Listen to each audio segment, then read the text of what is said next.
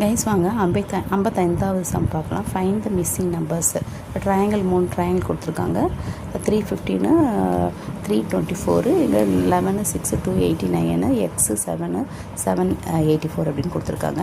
நமக்கு எப்பவுமே ஒரு ஃபார்முலா நமக்கு தெரியும். என்னென்னு கேட்டிங்கன்னா ட்ரையாங்கிளை பொறுத்தளவுக்கு வந்து ஸ்கொயர் சம் ஆஃப் 2 நம்பர்ஸ்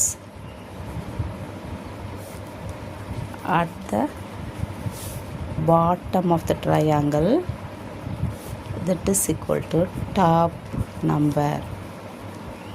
சரிங்களா? அதுதான் நமக்கு ஒரு ஃபார்முலா. அப்படி வச்சு பார்க்கும்போது என்ன ஆகுதுன்னா, ஃபஸ்ட்டு இந்த ட்ரையாங்கிளுக்கு எடுத்துக்கிறோமே. இந்த triangle 3 + 15 the whole square that is equal to 324. அதே மாதிரி இந்த ட்ரையாங்கிளுக்கு 11 + 6 the whole square that is equal to 289. அதே மாதிரி இதுக்கு எடுக்கும்போது x + 7 the whole squared this equal to என்னாச்சுன்னா 784ன்னு வந்துருச்சு. இப்போ வந்து இதை போடுங்க.